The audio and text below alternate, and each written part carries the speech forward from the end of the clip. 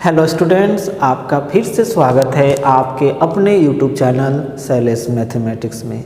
कैसे हैं भाई आप लोग? हम तो अच्छे हैं, आशा करते हैं आप भी अच्छे होंगे, भले चंगे होंगे।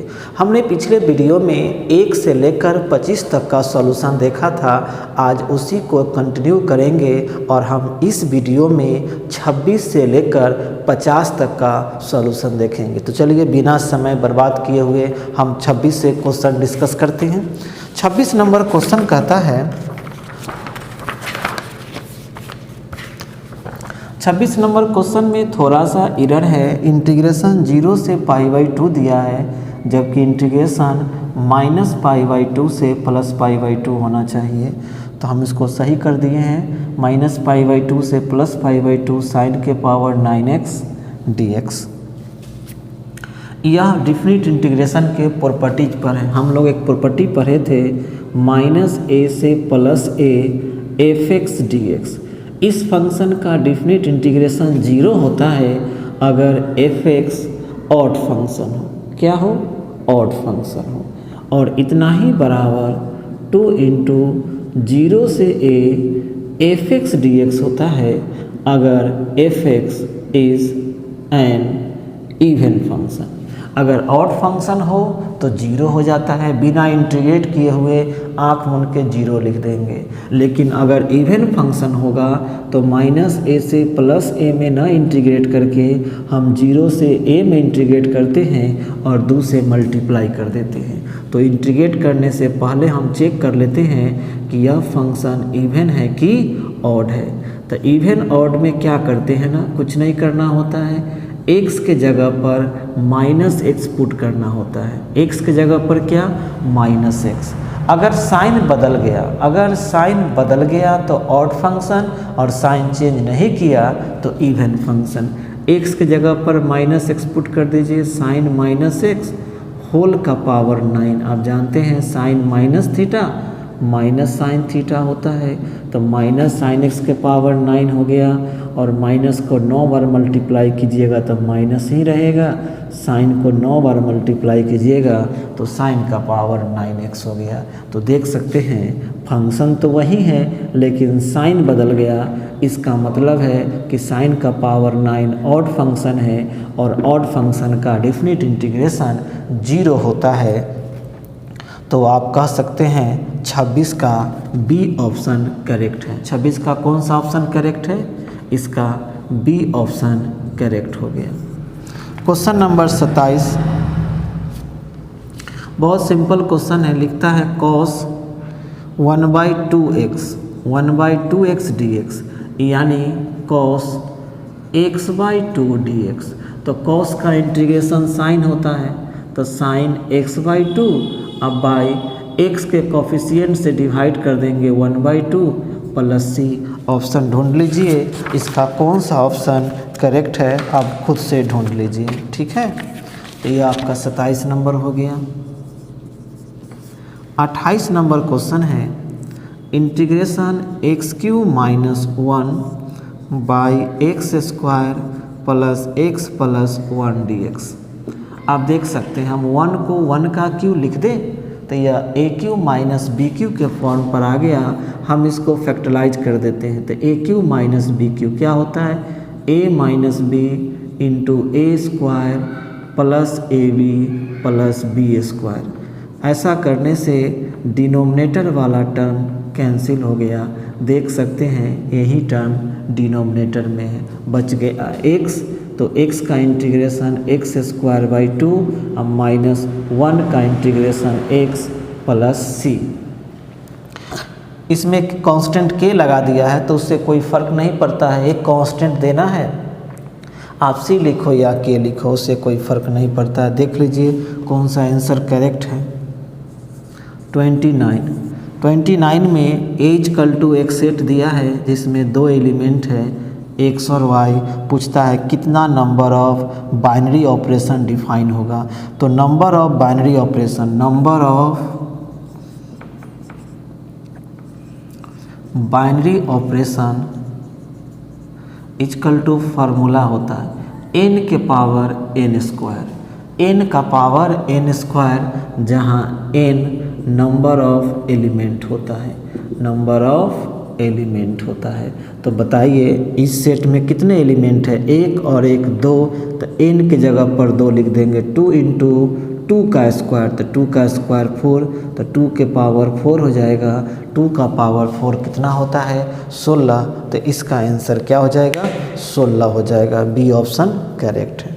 क्लियर है, 29 तक हो गया, मिटाते हैं।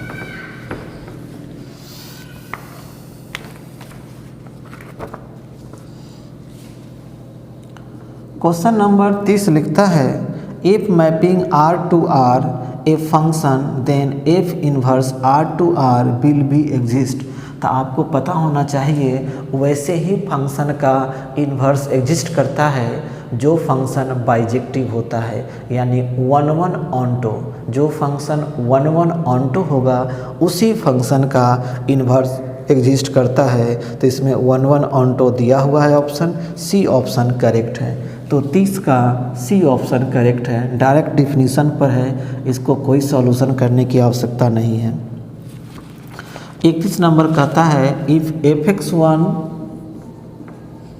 बराबर fx2 तो x1 बराबर x2 हो जाए, यह कंडीशन होता है 1 फंक्शन का। अगर कोई फंक्शन 1 हो तो उसका यही डिफिनीशन होता है। तो यह भी डायरेक्ट डिफिनीशन पर है, तो इसका ए ऑप्शन करेक्ट है।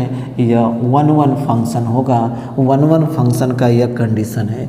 तो 31 नंबर क्वेश्चन भी सीधे डिफिनीशन से है, इसका कोई सॉल्यूशन नहीं देखना है, यह 1 का कंडीशन है। तो 1 फंक्शन में हम टिक मारेंगे। 32 नंबर फार्मूला है कॉसेक इन्वर्स 1/x। तो कॉसेक इन्वर्स, कॉसेक को उल्टेंगे तो यह साइन हो जाएगा, साइन इन्वर्स, और 1/x का उल्टा x होता है। इसका बी ऑप्शन करेक्ट है। तो 32 का बी ऑप्शन आपका करेक्ट हो गया। 33 में लिखता है फार्मूला है डायरेक्ट कॉसेक इन्वर्स x, हाँ, sign inverse x minus cos inverse minus x। अच्छा, माइनस लगा दिया है, कोई बात नहीं। साइन इन्वर्स तो हमारा साइन इन्वर्स ही है, और कॉस इन्वर्स माइनस x बराबर होता है pi minus cos inverse x। तो यह pi minus cos inverse x हो जाएगा। ब्रैकेट तोड़ दीजिए तो क्या हो जाएगा, sign inverse minus pi plus cos inverse x। Sign inverse x plus cos inverse x बराबर पाई/2 हो जाता है। Sign inverse x plus cos inverse x पाई/2, तो पाई/2 माइनस पाई, पाई/2 माइनस पाई, यानी माइनस पाई/2 हो जाएगा। तो इसका भी बी ऑप्शन करेक्ट है। 33 नंबर हो गया। 34 देखिए, 34 में लिखता है tan inverse x/y plus cot inverse x/y। यह दोनों टर्म सेम है, x/y, तो tan inverse x plus cot inverse x बराबर पाई/2 होता है। यह इन्वर्स का फार्मूला है, इसमें कुछ नहीं करना है, सीधे फार्मूला अप्लाई कर दिए। 35 नंबर क्वेश्चन है tan इन्वर्स 1/2 जोड़ tan इन्वर्स 1/3। तो आप जानते हैं tan inverse x plus tan inverse y बराबर फार्मूला होता है tan inverse x plus y by 1 minus x into y. आप इसको सॉल्व कर दीजिए, एलसीएम ले लेंगे, 6 हो जाएगा। तो tan इन्वर्स 3 प्लस 2 5 और 6 माइनस 1 5, यानी tan इन्वर्स 5/5 1 हो जाएगा। और tan में कितना डिग्री का वैल्यू 1 होता है, तो जी पाई/4 का वैल्यू 1 होता है। तो 35 का आंसर पाई/4 हो जाएगा। जो ऑप्शन करेक्ट हो उसको सही कर लीजिएगा। 36 नंबर क्वेश्चन डिटर्मिनेंट का क्वेश्चन है, बहुत इजी है। x7 x इक्वल टू लिखता है -10। तो 2 ऑर्डर का डिटर्मिनेंट है, cross multiplication x² -7x equal to -10। X square minus 7x equal to -10 या x square minus 7x plus 10 equal to 0। Factorise कर दीजिए x minus 2 into x minus 5 equal to 0। तो यहाँ से x बराबर 2 और 5 दो ऑप्शन आएगा, 2 और 5 करेक्ट हो जाएगा। इसका ए ऑप्शन सही है। ठीक है, मिटा दें। 37 नंबर क्वेश्चन है, लिखता है the value of determinant having 2 column identically. तो आप जानते हैं किसी भी डिटर्मिनेंट का कोई 2 रो या कोई 2 कॉलम आइडेंटिकल होता है तो वैसे डिटर्मिनेंट का वैल्यू 0 होता है। यह प्रॉपर्टीज है डिटर्मिनेंट का, तो डायरेक्ट प्रॉपर्टी पूछ दिया है तो 37 का आंसर 0 हो जाएगा। 38 में लिखता है a b c are in A P, a b c are in A P. तो जानते हैं अगर ए बी सी ए पी में है तो नो डाउट बी माइनस ए बराबर सी माइनस बी होगा। तो हमसे एक डिटर्मिनेंट दिया गया है डेल्टा बराबर, उस डिटर्मिनेंट का वैल्यू पूछ रहा है 2x plus 1, 2x plus 2, 2x plus 3, 2x plus 2, 2x plus 3, 2x plus 4, 2x plus a, 2x plus b and 2x plus c। पूछता है बताइए इस डिटर्मिनेंट का वैल्यू क्या होगा। अगर यह रिलेशन दिया है तो कहीं ना कहीं यह रिलेशन यूज होगा। आप देखो न फर्स्ट कॉलम में न सेकेंड कॉलम में कहीं ए बी सी नहीं है। ए बी सी कहाँ है? थर्ड कॉलम में है। तो b माइनस ए, तो b माइनस ए कब आएगा? जब सेकेंड रो में से फर्स्ट रो घटेगा। और c माइनस बी कब आएगा? जब थर्ड रो में से सेकेंड रो घटेगा। तो हम R2 को रिप्लेस कर देते हैं R2 माइनस R1 और R3 को रिप्लेस कर देते हैं R3 माइनस R2। आइए जानते हैं डिटर्मिनेंट के किसी 2 रो या किसी 2 कॉलम को जोड़ने या घटाने से डिटर्मिनेंट के वैल्यू में कोई फ़र्क नहीं पड़ता है। 2x से 2x कट जाएगा, 2 माइनस 1 1 हो जाएगा। 2x से 2x कट जाएगा, 3 माइनस 2 1 हो जाएगा। 2x से 2x कट जाएगा, यहाँ b माइनस ए। R2 का काम हो गया। R3 में से राउंड घटाइए, यहाँ भी 1 हो जाएगा, यहाँ 1, यहाँ c माइनस b। और आप जानते हैं b माइनस ए और c माइनस बी बराबर है, इसी को कॉमन डिफरेंस कहा जाता है। तो हम इसके जगह पर अगर d लिख दें और यहाँ भी d लिख दें, यहाँ b माइनस ए की जगह पर d लिख दें और c माइनस बी की जगह पर d लिख दें, तो देखिए सेकेंड रो और थर्ड रो दोनों आइडेंटिकल हो जाएगा। और अगर डिटर्मिनेंट का 2 रो या 2 कॉलम आइडेंटिकल होता है तो वैसे डिटर्मिनेंट का वैल्यू क्या होता है? 0 होता है। यहाँ पर d रख देंगे, यहाँ पे d रख देंगे, दोनों आइडेंटिकल हो जाएगा। तो 38 का सी ऑप्शन जो है आपका करेक्ट हो जाएगा। ठीक है। 39 नंबर क्वेश्चन देखिए, लिखता है matrix A equal to a i j n into n order का स्क्वायर मैट्रिक्स है, इज सिमेट्रिक। तो कोई भी मैट्रिक्स सिमेट्रिक तब कहलाता है जब ए आई जे बराबर ए जे आई होता है। कंडीशन है ए बराबर ए डैश हो जाए तो वैसे स्क्वायर मैट्रिक्स को सिमेट्रिक कहा जाता है। तो ए आई जे बराबर ए जे आई हो जाएगा तो वह सिमेट्रिक कहलाएगा, यानी सी ऑप्शन इसका करेक्ट हो जाएगा। 40 नंबर क्वेश्चन कहता है omega is a non real roots of the equation x cube minus 1 equal to 0, यानी एक्स क्यू बराबर 1 तो x बराबर क्यू रूट ऑफ 1। और जानते हैं 1 का क्यू रूट 3 गो आता है, वो 1 होता है, एक ओमेगा होता है और एक ओमेगा स्क्वायर होता है। और आपने प्रॉपर्टी पढ़ा होगा 1 plus omega square equal to क्या होता है? 0 होता है। इसी प्रॉपर्टी पर यह क्वेश्चन दिया गया, एक डिटर्मिनेंट दे दिया 1 omega square omega square 1 omega square 1 omega. पूछता है इस डिटर्मिनेंट का वैल्यू क्या होगा। हम क्या करते हैं C1 को रिप्लेस कर देते हैं C1 plus C2 plus C3, जोड़ दीजिए सारे कॉलम को फर्स्ट कॉलम में, तो 1 plus omega square omega square plus 1 omega square 1 plus omega square 1 omega square 1 omega. आपको पता है 1 प्लस ओमेगा स्क्वायर क्या होता है 0, तो यहाँ भी 0 हो जाएगा, यहाँ भी 0, यहाँ भी 0, यानी इस डिटर्मिनेंट के फर्स्ट कॉलम का तीनों एलिमेंट 0 हो जाएगा। और आपको पता है डिटर्मिनेंट का कोई एक रो या कोई एक कॉलम का सारा एलिमेंट 0 हो तो वैसे डिटर्मिनेंट का वैल्यू 0 हो जाएगा। यहाँ पुट कर देंगे ना 1 प्लस ओमेगा स्क्वायर की जगह पर क्या पुट कर देंगे 0, तो सारा एलिमेंट 0 हो गया फर्स्ट कॉलम का, तो डिटर्मिनेंट का वैल्यू 0 हो जाएगा। 41 नंबर क्वेश्चन बहुत इजी है, ट्रांसपोज निकालने के लिए बोलता है।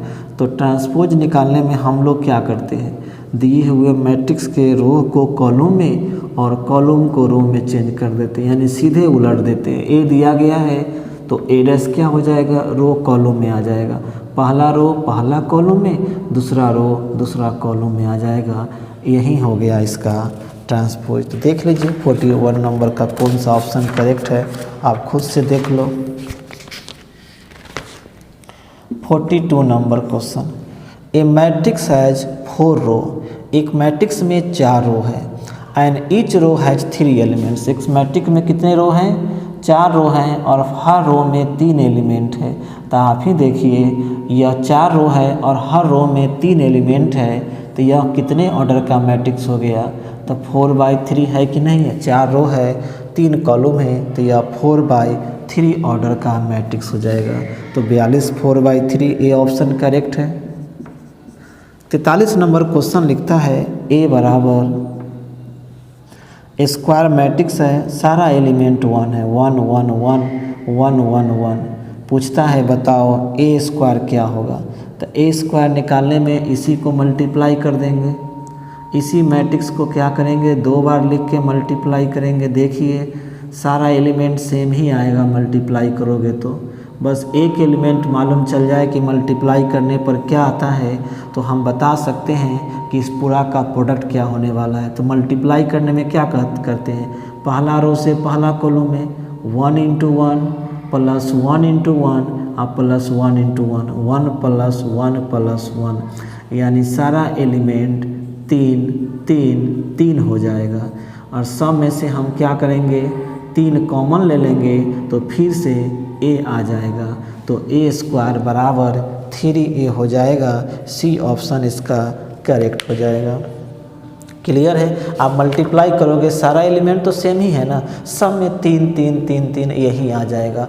और हम क्या करते हैं मैट्रिक्स में सारे एलिमेंट में से कॉमन लेते हैं, तो सारे एलिमेंट में से 3 कॉमन हो जाएगा तो 1 1 1 1 1 हो जाएगा, और 1 1 1 जो है वह मैट्रिक्स ए है, तो फिर हम उसके जगह पर ए डाल देंगे, तो ए स्क्वायर बराबर क्या हो गया 3a हो गया।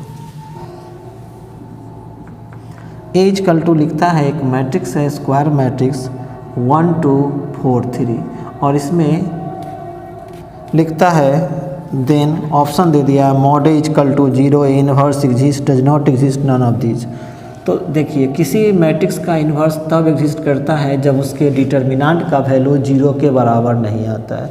अगर मॉड ए का वैल्यू 0 आ गया तो इन्वर्स एग्जिस्ट ही नहीं करेगा, मॉड ए का वैल्यू नॉन 0 होना चाहिए तभी इन्वर्स एग्जिस्ट कर सकता है। तो मॉड ए निकालिए, 1 × 3 3 - 6 कितना आया -3। मॉड ए का वैल्यू 0 के बराबर नहीं है तो निश्चित ही इस मैट्रिक्स का इन्वर्स एग्जिस्ट करेगा, यानी बी ऑप्शन इसका करेक्ट हो जाएगा। 45 के क्रॉस के बराबर क्या होगा, तो के क्रॉस के आप जानते हैं 0 वेक्टर होता है, किसी भी वेक्टर का क्रॉस खुद के साथ निकालते हैं तो वह 0 वेक्टर होता है। आपको हम बता दें i j k, i cross j k हो जाएगा, j क्रॉस k i हो जाएगा, और के क्रॉस आई जे हो जाएगा। डिफरेंट आई क्रॉस जे के हो जाएगा, जे क्रॉस के आई हो जाएगा और के क्रॉस आई जे हो जाएगा। डिफरेंट रहेगा तब, लेकिन अगर सेम रहेगा आई क्रॉस आई तो जीरो, जे क्रॉस जे जीरो और के क्रॉस के जीरो। किसी भी वेक्टर का क्रॉस खुद के साथ निकालते हैं तो वह जीरो वेक्टर होता है, यह जीरो हो जाएगा। 46 के डॉट आई, के डॉट आई दो वेक्टर परपेंडिकुलर होता है तो उनका डॉट प्रोडक्ट जीरो होता है। दो वेक्टर अगर परपेंडिकुलर होता है तो उनका डॉट प्रोडक्ट जीरो होता है। इसमें क्या होगा, आई डॉट आई 1 हो जाएगा, जे डॉट जे 1 हो जाएगा, के डॉट के 1 हो जाएगा। लेकिन आई डॉट जे निकालेंगे तो जीरो हो जाएगा, जे डॉट के निकालेंगे तो जीरो हो जाएगा और के डॉट आई निकालेंगे तो जीरो होगा, क्योंकि ये सब आपस में परपेंडिकुलर है और दो वेक्टर परपेंडिकुलर होता है तो उनका डॉट प्रोडक्ट जीरो होता है।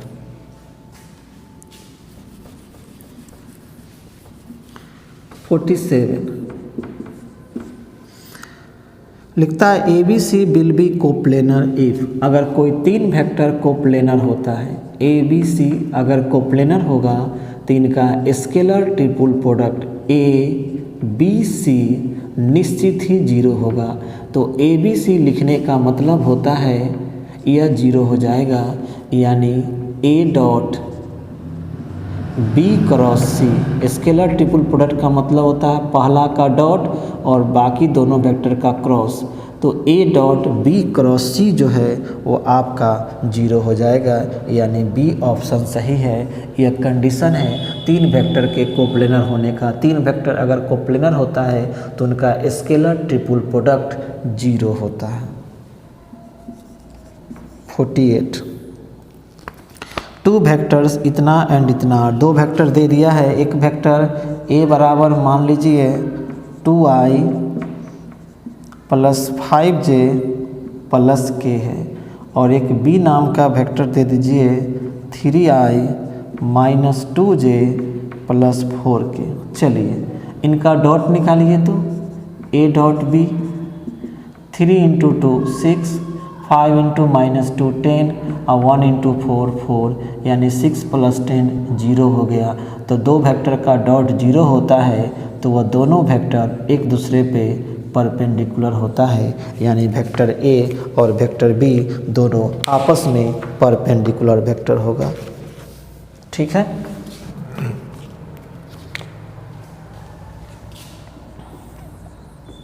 – 49 लिखता है इफ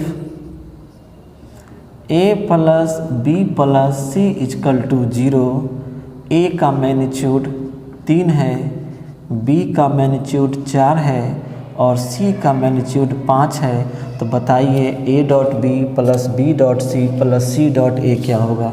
आप कुछ नहीं कीजिए, a plus b plus c equal to 0 है, इसका होल स्क्वायर कर दीजिए तो a plus b plus c का होल स्क्वायर जीरो हो जाएगा और a plus b plus c का whole square a square plus b square plus c square जो 2 a dot b plus 2 B dot c plus 2 c dot a equal to 0 हो जाएगा।